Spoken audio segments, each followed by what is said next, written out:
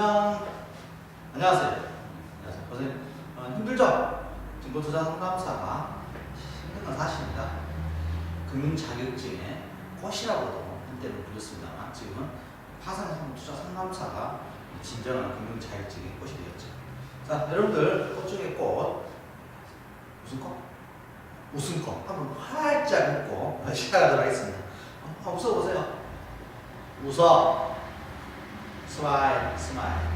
자, 이 시간에는 금융투자협회 규정하겠습니다. 금융투자협회. 이 금융투자협회는 시험 문제 5문제가 출제가 되는데 협회 시험 문제는 어렵지가 않습니다. 이미 자본시장법과 금융위원회 또는 국가증권 시장하고 겹치는 부분이 있기 때문에 빠른 속도로 속도하도록 하겠습니다. 그렇게 어려운 게 없으니까요. 여러분들 교재 181페이지에 적합성 원칙이 있죠? 적합성 원칙은 펀드에서부터 시작하고 있습니다. 하셔야 되겠고, 적합성 원칙. 적합성 원칙은 고객 파악음적, 고객 바로 알기. 여러분들도 쌤 만나면 쌤이 여러분들 파악하죠? 어떤 느낌 오나요? 왕쌤 하면 느낌이. 뭐라고? 에이, 그건 아니다. 어떻게 그런 표현을 해? 큰일 났는데 저 친구 뭐라 그러냐면 선생님이 김 무슨 현씨보다 훨씬 잘생겼다는데 큰일 났어. 이제 빗받침 댓글 한번 받아봐라 친구야. 자, 감사합니다. 182페이지 적합성 원칙이고요. 투자자를 확인하고요. 이것은 여러분들 잘 정리하시고 하고요. 파생상품에 관련돼서는 파트 시험 때 좀 더 체크하시고요. 정보 확인서가 나오고요. 설명문가 있죠? 설명문. 여기서 이제 핵심 설명서 2강도 설명했는데 이 핵심 설명서는 주요합니다. 핵심 설명서는 파생 상품과 관련되어 있죠. 이 파생 상품을 판매할 때 임직원이 작성해서 서명해서 투자자에게 제공하는 이런 문서가 되겠습니다. 핵심 설명서 주의하시고요. 그러나 핵심 설명서 이 파생 상품인데 ELW는 제외하고 있다. ELW는 거래가 굉장히 많이 이루어지기 때문에 제외하고 있습니다. 그 다음에 앞에 가보시면 유효고지라든가 데이트레이딩이라든가 매일 사탁팔탁 하는 거, 시스템 기계적으로 운영하는 거 위험하다고 알려줘야 되고요. 펀드 판매라든가 표준투자원인 준칙은 여러분들이 적합성 원칙과 설명문은 방금 살펴봤으니까 살펴주시고요. 전문투자자, 이 전문투자자 보니까 이쪽에서 시험이 출제가 됩니다. 앞에 살펴봤었죠? 전문투자자가 일반 투자자로 전환할 수 없는 경우가 있었죠? 절대적 전문투자자가 있었고요. 그다음에 상대적 전문투자자, 자발적 전문투자자로 구분하고 있었습니다. 투자자분들의 전문투자자 구분하는 거, 절대적, 상대적, 자발적. 얘들은 주권 상장 범위 대표적이죠? 전문투자, 일반 투자자로 전환, 또 지방자치단체 같은 경우도 일반 투자로 전환이 가능합니다. 이건 정리하시기 바랍니다. 투자본위 대행 문제도 시험 문제 여기서 또박또박 출제가 되고 있죠. 투자본위 여러분들이 자격증에 취득하시면 투자본위 대행이 될 수 있습니다. 투자본위 대행 이제 하나 체크하시고요. 그다음에 금제외가 있었죠? 안 되는 거. 파생상품은 제외하고 있죠? 파생상품은 제외하고 있다는 거. 따라서 적정성 원칙이 적용되지 않죠. 적정성 원칙은 파생상품과 관련되어 있기 때문에 적용이 되지 않습니다. 조사 분석 자료도 시험 문제 한 문제 출제가 될 겁니다. 조사 분석과 관련돼서 한 문제가 출제가 되는 5문제 출제하잖아요. 5문제 출제하는데 조사 분석. 이 조사 분석 은근히 까다롭습니다. 외울 게 많죠. 조사 분석 독립성을 확보해야 되고요. 일단 독립성을 확보한다는 거. 조사 분석 자료의 독립성, 객관적으로 독립성을 확보해 주셔야 되겠고요. 자, 조사 분석단 이해관계의 고지입니다. 이 고지, 조사 분석 대상이 법인의 제한, 별표시고요. 여기서 보시면 회사가 인수합병은 100분의 5, 또 회사가 출발해서 100분의 5, 또 이해관계인과의 고지, 이런 문제들은 여러분 읽어주시고요. 이 문제 나오면 까다로운 문제가 되겠습니다. 시험에 나오지 않는다는 건 아니에요. 이 문제가 파트라든가 징투 시험 치러보시면은 간혹 출제가 되겠습니다. 틀려라고 하는 거죠. 까다로우니까요. 조사 분석 자료 공표 의무는 1년에 2번, 1년에 2번. 그리고 공표가 주로 많이 나왔죠. 1년에 2. 예, 공표해야 되고요. 금융투자 분석사에 매매 제한이 있습니다. 금융투자 분석사는 7일 동안, 금융투자 분석사는 7일 동안 같은 방향으로 매매해야 된다. 그래서 7일.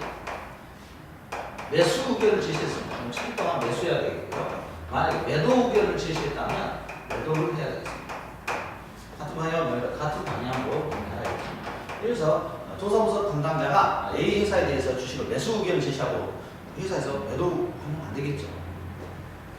투자 광고입니다. 투자 광고와 관련돼서 투자 광고 시 금지 사항 이거 주의하시고요. 투자 광고 시 금지 사항에서 금지 사항에서 비교 광고, 투자 광고 문제 잘 숙제가 되죠? 비교 광고를 금지하고 있다. 비교하는 것은 금지하고 있다는 것만 잘 정리하시면 이 문제로 무난하게 풀어낼 거 예상합니다. 그다음 190페이지에 보시면 홈쇼핑도 은근히 간혹씩 출제가 되고 아무튼 이쪽에 3개가 반드시 출제가 되는데 홈쇼핑 주의합니다. 홈쇼핑은 녹화방송 형태가 된다는 거. 홈쇼핑 생방송 안 된다 이거죠. 녹화방송 형태가 된다는 거. 그다음 임직원이 직접 설명해야 된다는 거 하나 중요합니다. 해당 금융투자회사 임직원이 직접 해야 되겠군요. 운영 실적이나 수익률 등에 관한 파악이 나와야 되고 위험보호지상의 총 분량의 3분의 1은 위험하다는 내용을 포함시켜줘야 되겠습니다. 펀드 운영 실적이 있고요. 그다음에 MMF에 대한 특례, 1개월 이상의 실현 수익률, TV, 라디오, 방송 매체 이용할 수 없고요. 다른 금융투자 상품과 비교해서는 안 되겠죠. 준법감시인에게 사전 승인을 받아야 되고요. 자산상 이익도 시험 이제 오른쪽에서 매번 나오는 문제죠. 자산상 이익 매번 나옵니다. 문제는 자산상 이익과 관련돼서 자산상 이익과 관련돼서 화폐 기업표준 시험 문제는 3만원, 20만원 두 개 외우시고 일반적인 상거래, 상비율 상비, 사회 상상에 비춰서 3만원 그 다음에 예경사의 경우는 20만원 시험 문제에서는 5만원 이렇게 출제하죠. 시험 문제 하나 기억하시면 돼요. 시험에 100% 출제됩니다. 문제. 그 다음 직원 채용 공무 규정이 있고요. 193페이지 투자자 계좌의 관리 시험이 중요합니다. 투자자 계좌의 관리 문제가 10만원하고 6개월입니다. 10만원 6개월에 대해서는 우리가 통합계좌로 별도 관리하는 거 10만원 6개월 바로 넣기 시험 되겠죠? 대신 문제 심심치 않게 출제 가장 많이 출제되는 문제 틀려라고 하는 문제 10만원과 6개월이 되겠습니다. 작년 하반기로는 꾸준히 출제가 되고 있습니다. 이쪽에서 출제할 게 없다 보니까 이런 문제가 출제되는 거죠. 계좌의 통합, 금융투자회사는 현금 및 금융투자 상품 등 예탁자산의 평가액은 10만원 이하이고 최근 6개월간 투자자의 매매 입출금 거래가 발생한 안양계좌는 통합해서 관리할 수 있다는 거. 10만원과 6개월입니다. 주의하시고요. 신용공여는 우리 쪽에서 140% 유지하라고 했었죠? 140%. 투자 주의 종목의 경우는 아무런 일이 발생하지 않는다 하겠습니다. 그런 내용입니다. 담보 내용 있었고요. 신용공식 담보가액 산정 2개 이상 체크평가회사 집합투자업자 넘어가고요. 증권 인수에 관련돼서도 공모가격 결정할 때 주관이사가 반드시 있어야 되겠죠? 197쪽에 하고 있습니다. 공모가격 결정하는 문제 주식 청약 배정 자 199페이지 추가 배정 옵션입니다.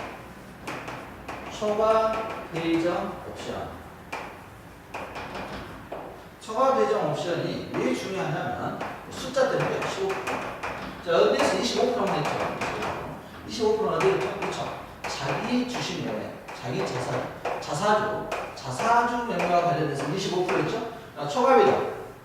저는 15%라는 거 체크하시기 바랍니다. 빨리 하고 있죠? 네, 강의가 딱딱합니다. 원래는 이 강의를 찍지 않으려고 했는데 우리 진도 중학교 친구들이 펀드를 대거 합격했어요. 6명, 7명 합격해가지고 그 친구들이 6월달 증권투자 상담사 시험을 대비한다고 지금부터 또 이렇게 열공부를 하네요. 대단하죠? 중학생들이 벌써. 당연히 제가 찍죠. 근데 참 고생 많이 했습니다. 신도까지 여기서 버스로 2시간 반. 학생들이 열정이 워낙 넘쳐가지고 최초의 전남에서는 최초의 중학교 예비 아마 전국적으로도 최초인 것 같습니다. 합격자도 굉장히 많이 나와서 학교가 많이 변했습니다. 그 친구도 정말로 졸업할 때는 대단한 일들을 해내지 않겠나 이렇게 생각합니다. 그렇지 않아? 이쁘죠? 15% 수량 주의하시고요. 공모직 수량 15%입니다. 15% 동그라미. 행사일 매매 기준부터 30일부터 40일 이내에 사는데요. 자, 20일부터 60일 있었죠? 20일부터 60일은 공개매수였습니다. 공개매수였고요. 공모가격이고요. 공모가격 매수가격 90% 이상이고요. 아는 사람부터 준다요. 초과 배정 아무튼 15% 주입니다. 그 다음 200페이지에 금융투자 약관 문제들이 수정약관, 표준약관과 보고 특례는 매번 자주 출제가 됐던 문제니까 펀드에서부터 계속 하고 있죠. 펀드 증권 파트가 계속 연결되는 문제니까 협회에서 약관에 관련돼서 표준화시킬 수가 있는데 이 표준약관을 사용할 수 있는 경우와 사용을 반드시 해야 되는 경우, 수정해서 사용할 수 있는 경우가 있거든요. 주의해서 사용하기 바랍니다. 수정약관을 사용할 수 없는 경우가 있어요. 이것은 외국 집합투자기업 경우는 사용할 수 없죠. 보고특례, 금융투자협회 보고특례 문제 7일 사고가 표준화되어 있고 표준과 관련된 것은 할 수 있다는 거 체크하시기 바랍니다. 금융투자에서는 약관을 자정 또는 변경한 7일 이내 협회에 보고해야 되고요. 약관에 고객이 권리또 의무와 관련이 없는 사항을 변경하는 경우는 사후에 보고하겠죠. 고객과 관련이 없으니까 고객 이익을 침해하는 경우는 사전에 보고해야 되는데 전혀 관계 없으니까요. 협회가 제정한 약관 그대로 사용한다든가. 그 다음에 5번 주의합니다. 전문 투자자예요. 전문 투자자만을 대상으로 하는 경우는 할 수가 사후 보고하는데 세면에서 당연히 일반 투자자라고 하겠죠. 협회 문제는 어렵지 않습니다. 분쟁의 조정에 관한 문제가 이쪽에서 나온다면 화해 성격이 있다는 거. 분쟁도 거래소에도 분쟁 조정이 있었죠. 금융감독원에도 있었고요. 우리 금융투자협회도 존재하고 있습니다. 금융분쟁조정위원회가 아니라 이건 금융투자협회 분쟁조정위원회. 내용 거의 같고요. 30, 60인데 다음 페이지 보시면 화해 성격이 있다는 거. 저희 성격이 화해 성격이 있다는 거. 자, 화해. 혹시 그동안에 선생님한테 약간의 마음이 상했던 친구들 이 시간으로 화해하자. 화해. 자, 그 목적으로 화해합시다. 화해. 그래, 화해. 고마워요. 화해했습니다. 자, 여기까지 얼마 안 되죠. 협회 문제였습니다. 공통 과목이니까 협회이고요. 또 공통 과목이니까 정말 우리 대단한 친구 때문에 어쩔 수 없죠. 또 직물리 하겠습니다. 직물리 공통 목표 직물리 2페이지 가면 2페이지 직물리. 자, 이죠? 2페이지 가시는데 직물리도 공통 과목이니까 같이 하도록 하겠습니다. 자, 직물리입니다. 직물리는 3과목에서 출제가 됐죠. 3과목에서 출제가 되니까 이건 안 틀렸으면 되겠는데 이건 정말 할 게 없죠. 실제로. 왜? 펀드에서 했잖아요. 그래서 자, 3과목 직물리 시간을 돌리고 있죠? 시간을 되돌렸어요. 시간을 되돌려봤죠? 자, 이 페이지 윤리는 경쟁력 시대다. 윤리가 경쟁이 있다. 윤리가 돈이 된다. 이렇게 이해하시면 되겠습니다. 윤리는 4번 윤리는 결과적으로 경제적이다. 윤리는 경제적이다. 시험에서는 경제적이 아니다 이런 표현 나오겠죠. 그 다음에 7번 직무윤리는 법규화된 자발성이 자율적이다. 자율적이다. 이런 내용 주시고요. 그 다음 2번 금융산업에서의 직무윤리가 시험 꼭 나오겠죠. 왜 금융산업에서 직무윤리가 중요하냐 이거예요. 중요한 규제 필요성이 많은 분야다. 동그라미. 자부시장과 금융산업 그 특성상 다른 어떤 사람보다 규제의 필요성이 많은 분야이다. 그래서 이것은 직무윤리는 윤리의 보완적 성격이다. 윤리의 보완이다. 규제가 많다. 시험에서는 적다 이렇게 나오겠죠. 이거 시험 문제 꼭 하시기 바랍니다. 현재 직무윤리의 성격 여러분들이 체크해 주시고요. 빨리 하겠습니다. 죄송합니다. 자, 신성실 3페이지 신성실도 꼭 중요하죠. 신성 양면성 밑줄 칩니다. 보충 설명에 신성실은 윤리적 의무면서 법적 성질이 있다는 거 법적 의무다. 밑줄 별표 치시고요. 시험에 가장 많이 나오죠. 신성실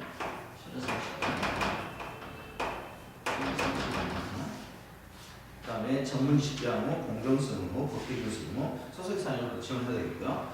윤리 각칙을 보시면 실체적 규정과 절차적 규정 중요합니다. 절차적 규정.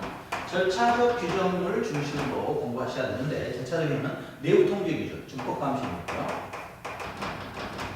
반드시 표준화시켜서 매뉴얼을 만들어라 이거죠. 그다음 내부 통제로서는 시장 통제, 행정 제재, 민사 책임, 형사 책임이 있다는 거. 준법 감시는 절차적 행위로서 내부 통제 규정인 거. 외부 가장 대표적인 게 법이죠. 헌법 이런 것들에서 강조하고 있죠. 고객에 대한 충실 의무가 있고요, 주의 의무가 있고요. 이것만 보겠습니다. 고객 최선 이익 원칙이 있겠죠. 고객 최선 이익 원칙. 투자자의 이익을 최우선시한다는 거. 이해상충 문제, 자주 나왔던 문제죠? 이해상충과 관련돼서 과당명예가 있었죠. 과당명예, 이해상충. 그 다음에 자기거래 금지가 있고요. 투자 목적들에 적합해야 되겠고요. 이게 적합성 원칙이죠? 적합성 원칙. 고객 바로알기, 적합성 원칙. 고객 바로알기입니다. 첫 번째 사람은 고객의 자산 상태라든가 투자 목적이라든가 이런 경력이라든가 이런 것들을 파악해야 되죠. 그다음에 두 번째 적합성 원칙. 투자자 권유에 맞는, 투자자에게 원하는, 투자자한테 맞는 상품을 권유해야 되고요. 그다음 적정성 원칙은 파생 상품과 관련된다 했습니다. 파생 상품 고지하고 알려야 되겠고요. 파생 상품 업무 책임자는 한 명을 반드시 둬야 되고요. 합리적 근거의 제공은 적정한 표시 의무가 있었고요. 사실과 의견 구분입니다. 9페이지에 사실과 의견 구분은 명확하게 표시해줍니다. 이건 사실입니다. 제 의견입니다. 이렇게 구분해야 됩니다. 투자 정보를 제시할 때는 사실 의견을 명확히 구분해야 되고요. 그다음에 중요한 사실에 대해서는 정확하게 표시하는데 고객에게 불리한 내용도 알려줘야 됩니다. 주의하실 거예요. 허위 과실, 기대 성과, 그다음에 넘어가세요. 재이용 금지, 요청하지 않는 투자 금지 금지, 보고문 처리 금지. 이 보고와 처리에서는 기록 및 증거 유지 의무가 있다는 거, 기록하고 그 증거를 유지하는 의무가 있고요. 고객 누설 부담 금지. 자본시장에 대한 의무도 있죠. 여러분들은 자본시장에 대한 의무는 미공개 정보의 이용 전달 금지라든가, 증권가격 인적 조작 금지라든가, 주가 조작이죠. 불공정한 거래 금지, 선행매매, 스캘핑. 선행매매 주시죠. 선행매매는 고객에게 대량의 주문을 받고 주가에 영향을 줄 만한 정보를 받고 본인이 매매한다는 거, 제3자에게 매매하도록 유도하는 것을 선행매매라고 합니다. 미리 매매한다 이거죠. 선행매매. 스캘핑은 조사분석 업무 담당자가, 조사분석 담당 업무자가 24시간 전에 제3자에게 또 정보를 제공해서 매매토록 하는 겁니다. 네, 주의하시고요. 불공정팔에 소속회사는 의무가 있었습니다. 성실 의무, 직무전형 의무, 그 다음에 품위, 내부 통제 기준 절차적 행위라고 했습니다. 내부 통제 기준은 절차적 행위다. 준법감시는 이사의 결의사항입니다. 임면, 이사의 결의사항이고요. 자, 14페이지 보시면 준법감시 1인 이상 줘야 되겠고요. 임면 주의합니다. 선임과 힘에서 준법감시는 임면을 할 때 이사의 결의사항이라는 가장 시험에 많이 나왔죠. 이사의 결의사항이라는 거. 어려운 거 없으니까 여러분 한번 쭉 읽어주시기 바랍니다. 이렇게 해서 직무윤리 쪽이 끝났습니다. 직무윤리 끝났고요. 자, 이렇게 해서 금융투자협회와 직무윤리, 또 자본시장법, 금융위원회 규정까지 우리가 살펴봤는데요. 이게 지금까지 공통 과목이었습니다. 지금까지 공통 과목이라는 것은 파생상품 투자 상담사 공통 과목입니다. 여기서 이렇게 하고요. 그다음에 회사법, 그다음에 세제 또는 상과목에서 금융투자 상품과 직무윤리 쪽 다시 한번 직무윤리 했네요. 살펴봤습니다. 거의 다 끝났습니다. 얼마 안 남았으니까 다 여러분들의 댓글에 힘입어서 이렇게 강의하고 있습니다. 지금 이 시간 12시가 되겠습니다. 제 앞에는 아무도 없습니다. 무서워요. 빨리 끝낼래요. 귀신이 있을 것 같아요. 실제 12시입니다.